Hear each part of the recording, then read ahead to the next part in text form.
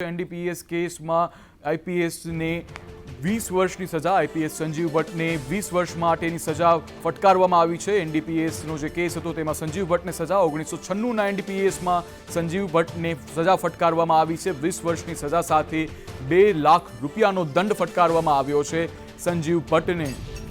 મોટા સમાચાર સામે આવી રહ્યા છે। 1996ના એનડીપીએસમાં સંજીવ ભટ્ટને સજા મળી છે।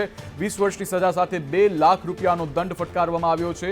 એનડીપીએસ કેસમાં પૂર્વ આઈપીએસ સંજીવ ભટ્ટને સજા ફટકારવામાં આવી છે। 20 વર્ષની સજા સાથે 2 લાખ રૂપિયાનો દંડ ફટકારવામાં આવ્યો છે। 1996માં એનડીપીએસ કેસમાં સંજીવ ભટ્ટનો ખુલાસો થયો હતો, ત્યારબાદ હાલ તેનો ચુકાદો આવી ગયો છે। 20 વર્ષની સજા સાથે 2 લાખનો દંડ ફટકારવામાં આવ્યો છે।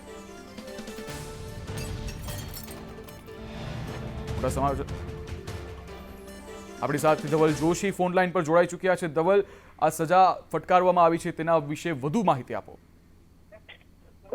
જી ચોક્કસથી વાત કરવામાં આવે તો પૂર્વ આઈપીએસ સંજીવ ભટ્ટને 1996ના એનડીપીએસ કેસમાં આજે પાલનપુર કોર્ટમાં હાજર કરાયા હતા અને પાલનપુર કોર્ટે તેમને દોષિત ઠેરવીને જે 20 વર્ષની કેદની સજા છે તે ફટકારી છે। મહત્વની વાત છે કે 20 વર્ષની સખત કેદ સાથે 2 લાખનો દંડ ફટકાર્યો છે। મહત્વની વાત છે કે ગઈકાલે પાલનપુરની કોર્ટમાં સંજીવ ભટ્ટને એનડીપીએસના કેસમાં જે છે તે દોષિત સાબિત કરાયા હતા અને તે બાદ આજે તેમને કોર્ટમાં હાજર કરાયા હતા। આજે જે પ્રકારે 20 વર્ષની સજા ફટકારાઈ છે। મહત્વની વાત છે કે સંજીવ ભટ્ટને આ પહેલા પણ જામનગરની કોર્ટ દ્વારા 20 વર્ષની જે સજા ફટકારવામાં આવી છે, ત્યારે જામનગરની કોર્ટની સજા જે સજા છે તે પૂર્ણ થયા બાદ આજે પાલનપુર કોર્ટની જે 20 વર્ષની સજા છે તે ભોગવવાની જે તૈયારીઓ છે તે સંજીવ ભટ્ટને રાખવી પડશે। અત્યારે તો જે પ્રકારે આ સજા ફટકારવામાં આવી છે તેને લઈને ક્યાંક ને ક્યાંક જે કોર્ટ સંકુલ છે તેમાં ગમગીરીનો માહોલ છે તે પણ સંજીવ ભટ્ટના પરિવારમાં જોવા મળી રહ્યો છે। જી ધવલ, સમગ્ર માહિતી બદલ આભાર।